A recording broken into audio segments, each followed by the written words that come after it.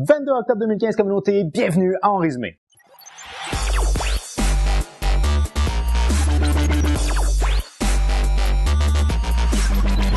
Bonjour à vous communauté, mon nom est Yves Lantier et bienvenue en résumé, l'endroit où je vous partage ma vision de l'actualité, toujours avec une pointe d'humour et d'humanisme. Alors communauté, c'est maintenant officiel, les élections au Canada sont terminées, ce qui était les plus longues élections de l'histoire du Canada a donc couronné le Parti libéral et ce de manière majoritaire, ce qui veut donc dire que pour les 4 prochaines années au Canada, nous devrons vivre avec la dictature libérale. Le système politique canadien est suffisamment archaïque pour savoir baser sur la monarchie dans le but d'établir un système démocratique. C'est de la merde en canne. Maintenant, communauté, moi, ce que je dois dire concernant cette élection-là, c'est que depuis que je suis de manière active la politique, c'est la première fois qu'un premier ministre du Canada n'aura pas de cheveux blancs. Alors, communauté, bien entendu, le jeune âge du nouveau premier ministre du Canada a beaucoup retenu l'attention et entre autres, il y a une internaute sur Twitter qui a publié une photo sur laquelle elle avait mentionné la chose suivante. C'est bien la première fois où je vais pouvoir m'imaginer un premier ministre du Canada me passer le doigt. Merci, Canada. On doit dire une chose, il est quand même un tantinet plus sexy François Hollande.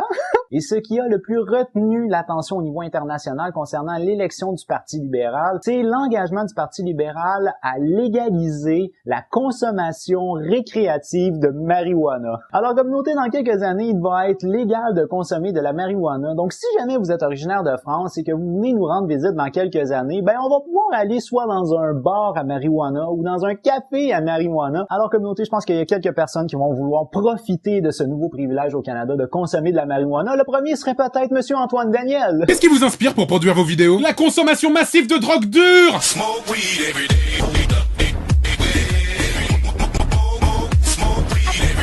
Alors, les États-Unis suivent avec beaucoup d'attention cet aspect particulier-là de la plateforme électorale du Parti libéral parce que en ce moment, aux États-Unis, il y a un mouvement de légalisation, de consommation à but récréatif de marijuana un peu partout dans les États. Et ce qu'on doit mentionner, c'est qu'actuellement, au Colorado, il est légal de consommer à but récréatif de la marijuana et ça engendre énormément de revenus à l'État du Colorado à un point tel que la taxation a tellement engendré de recettes que l'État du Colorado a décidé de redistribuer une partie de ces recettes-là à la population. Alors, ce que je dois dire concernant ça, c'est que ici au Québec, on va être vénant au niveau économique. Pourquoi? Parce que, bien entendu, je vous l'ai jamais mentionné parce que je ne connais pas cette information-là, parce que je n'ai jamais consommé ni d'alcool ni de drogue, mais au Québec, on est renommé pour avoir la meilleure marijuana pan-canadienne. On va faire du cash! Maintenant, un fait très particulier, des suites à son élection, Justin Trudeau a été rencontrer les citoyens de son comté. Il a été serrer des mains aux citoyens, mais également prendre des selfies avec les gens. Donc ça, je pense que ça démontre vraiment une attitude très populaire de la part du nouveau premier ministre. Jamais au grand jamais vous auriez vu Stephen Harper faire le même genre de choses. Alors franchement, félicitations au Parti libéral, également félicitations au nouveau chef, Justin Trudeau. Également communauté, depuis des mois qu'on se fait harceler avec une image qui a été trafiquée d'un vieux film qui est celui de Retour vers le futur, dans lequel on voyait un calendrier, ou du moins on voyait un chronomètre qui démontrait la date vers laquelle Marty McFly et le Dr. Brown allaient dans le futur.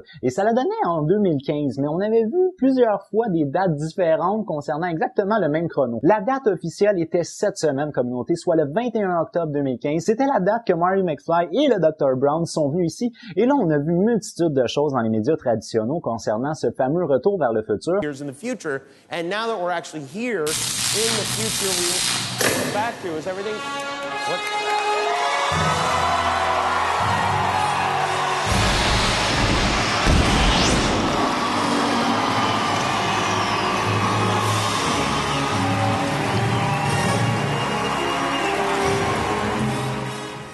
Moi, ce que je dois mentionner, c'est une palme particulière à l'entreprise Toyota qui a décidé de reprendre cette idée-là du retour vers le futur et ils ont décidé de démontrer que eux avaient fait une des choses qu'on voyait dans ce film-là, c'est-à-dire que la voiture fonctionnait à partir d'énergie qui a été créée avec des ordures. Alors, dans le film Retour vers le futur, la voiture qui passe d'un temps à un autre est une voiture qui carbure à l'ordure ménagère. Et l'entreprise Toyota a réussi à faire ça, donc le procédé est assez complexe en soi. Alors, l'entreprise Toyota a profité de ce buzz-là sur Internet dans le but de promouvoir son moteur qui fonctionne à partir d'ordures ménagères. Maintenant, communauté, une nouvelle internationale qui a beaucoup retenu l'attention, ben c'est ça de la caméra woman hongroise qui avait été poursuivie. En fait, elle avait été d'abord et avant tout renvoyée de son emploi après avoir fait une jambette ou un croc en jambe à un réfugié syrien. Et là, en ce moment, ce qu'elle a décidé de faire, c'est de poursuivre le réfugié puisqu'il aurait changé sa version des faits. Donc, la première fois qu'il aurait raconté l'histoire, il aurait accuser la police des gestes faits à son endroit. Et là, dans cette deuxième version-là, il accuserait la femme. Alors, elle décide de poursuivre l'homme réfugié et également de poursuivre Facebook parce qu'elle dit que Facebook aurait pris trop de temps à effacer des messages haineux à son égard, quand pourtant, ils ont fermé immédiatement un groupe qui était en support à sa personne. Ça risque d'être très difficile de pouvoir prouver ton innocence dans la mesure où tu as une vidéo qui démontre clairement ton accusation. C'est pas tout le monde qui est très brillant parfois. Également, comme noté, une vidéo qui a fait le buzz essentiellement aux États-Unis, c'est celui d'une jeune fille vraiment très jeune qui apprend par sa mère que Adam Levine, le chanteur de Maroon 5, était marié. Le cœur brisé, la jeune fille dit à sa mère « No! Adam Levine got married. No! He did. No!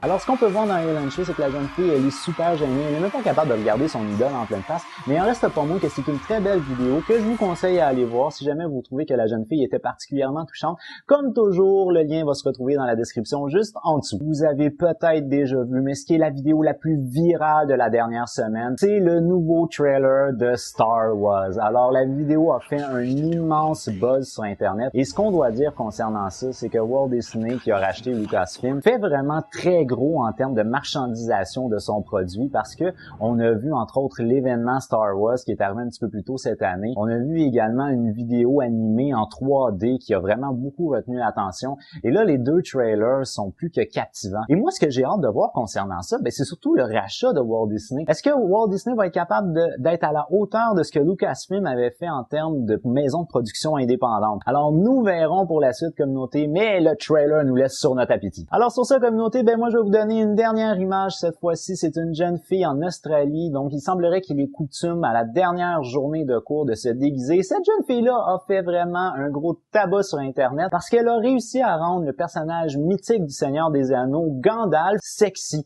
Alors, comme vous le voyez sur la photo, la jeune fille tente d'utiliser ses attributs naturels dans le but de sexualiser le personnage. Et moi, la question que je vous pose concernant ça, c'est est-ce que vous êtes d'accord pour dire qu'on est rendu à un stade d'hyper-sexualisation de la femme? Sur ça, communauté, pour moi, c'est déjà tout. Alors, je vous remercie immensément d'avoir regardé ma vidéo du début jusqu'à la fin. Si vous l'avez aimé, n'oubliez pas d'y donner un petit j'aime. Si vous l'avez vraiment aimé, vous pouvez bien entendu la partager. Ça me fait toujours plaisir d'accueillir de nouveaux abonnés. Sur ça, communauté, moi, je vous dis à jeudi prochain. J'ai déjà hâte de vous voir. As always, with love. Bye bye.